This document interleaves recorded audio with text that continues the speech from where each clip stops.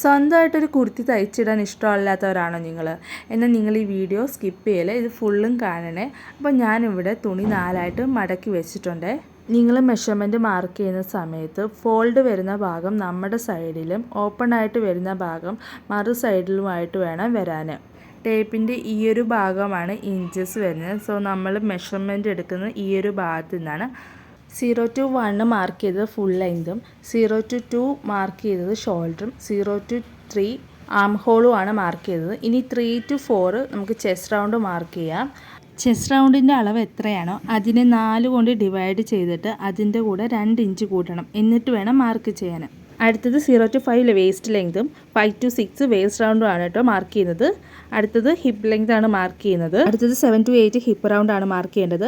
എത്രയാണോ നമ്മുടെ ഹിപ്പ് റൗണ്ടിൻ്റെ അളവ് അതിനെ 4 കൊണ്ട് ഡിവൈഡ് ചെയ്തിട്ട് 2 ഇഞ്ച് കൂട്ടി കൊടുത്തിട്ട് ആ ഒരു മെഷർ വേണം അവിടെ അടയാളം ചെയ്യാൻ. വേസ്റ്റ് റൗണ്ട് ഇതേപോലെയാണ് ചെയ്യേണ്ടത്. 3 to 4 ചെസ്റ്റ് റൗണ്ടിൻ്റെ അവിടെ ആം ഹോൾ ഒന്ന് മാർക്ക് ചെയ്ത് കൊടുക്കാം. എന്നിട്ട് ഷോൾഡറിൻ്റെ അവിടെ നിന്ന് ഇതേപോലെ ഒന്ന് വരച്ച് കൊടുക്കണേ. അതിനുശേഷം ഈ ഒരു പോയിന്റിലേക്ക് 1 ഇഞ്ച് നമുക്കൊന്ന് മാർക്ക് ചെയ്തിട്ട് ഇതേപോലെ ഒന്ന് കർവ് ചെയ്ത് വരച്ചെടുക്കാം. ഇനി നമുക്ക് ചെസ്റ്റ് റൗണ്ടും വേസ്റ്റ് റൗണ്ടും ഹിപ്പ് റൗണ്ടും ഒന്ന് ഇതേപോലെ ഒന്ന് ജോയിൻ ചെയ്തെടുക്കണേ. ഹിപ്പ് റൗണ്ട് വരച്ച് കഴിഞ്ഞതിന് ശേഷം ഇനി ഇതേപോലെ നമുക്ക് താഴെ വരെ വരച്ചെടുക്കാം. സൈഡ് ഓപ്പണിംഗ് ആയിട്ടുള്ള ടോപ്പിന് ഇപ്പോൾ ചെയ്യുന്ന കാര്യം ആവശ്യമില്ല. ഞാൻ പിന്നെ ഇത് ചെയ്ത് കൊടുക്കുന്നതേ ഉള്ളൂ. 1 ഇഞ്ച് മാർക്ക് ചെയ്തിട്ടാണ് ഞാൻ ഇതേപോലെ ഒന്ന് വരച്ച് കൊടുക്കുന്നത്. നെക്ക് വിഡ്ത്ത് മാർക്ക് ചെയ്യാവേ. അതിനുശേഷം ഷോൾഡറിൻ്റെ അവിടെ ഒരു 3/4 ഇഞ്ച് ഒന്ന് മാർക്ക് ചെയ്ത് കൊടുക്കണേ. നെക്ക് വിഡ്ത്തിൻ്റെ അവിടെ നിന്ന് നമ്മൾ 3/4 ഇഞ്ച് മാർക്ക് ചെയ്തെടുത്തേക്ക് സ്ലോപ്പായിട്ടൊന്ന് വരച്ച് കൊടുക്കാം. ഇനി നമുക്ക് ഇതേപോലെ ഒന്ന് കട്ട് ചെയ്തെടുക്കാവേ.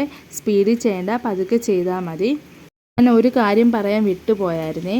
നമ്മുടെ ഈ ഒരു ഫ്ലെയർ വരുന്ന ഈ ഒരു ഭാഗത്ത് ഹിപ്പ് റൗണ്ടിൻ്റെ മെഷർ തന്നെ നമുക്ക് കൊടുക്കാം. അതെല്ലാം നിങ്ങൾക്ക് ഫ്ലെയർ കൂടുതൽ വേണമെങ്കിൽ അതിൻ്റെ കൂടെ 2 ഇഞ്ച് കൂടി കൂട്ടി കൊടുത്താൽ മതിയേ.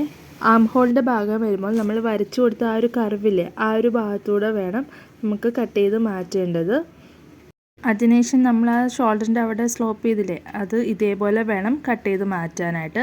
എൻ്റെ നെക്കിൻ്റെ ഭാഗം ഫോൾഡ് ആയിരുന്നു, അതുകൊണ്ടാണ് ഞാൻ കട്ട് ചെയ്ത് മാറ്റുന്നത്. തുണിയുടെ ചീത്തവശത്തായിരുന്നു മാർക്ക് ചെയ്തത്. ഇനി നെക്ക് മാർക്ക് ചെയ്യാം. ബാക്ക് നെക്കാണ് മാർക്ക് ചെയ്യുന്നത്. ബാക്ക് നെക്ക് മാർക്ക് ചെയ്യുന്നതിനായിട്ട് കട്ട് ചെയ്ത തുണിയിൽ നിന്നും ഫ്രണ്ട് പീസ് മാറ്റിയതിന് ശേഷം ബാക്ക് പീസിൽ നെക്ക് മാർക്ക് ചെയ്യാം. ഇതേപോലെ നെക്ക് വിഡ്ത്തും നെക്ക് ലെങ്ത്തും മാർക്ക് ചെയ്തതിന് ശേഷം അത് വേർഡ്സ് ആക്കി വരയ്ക്കുക. പിന്നെ ഇതേപോലെ ഒന്ന് കർവും വരച്ചു കൊടുക്കണേ.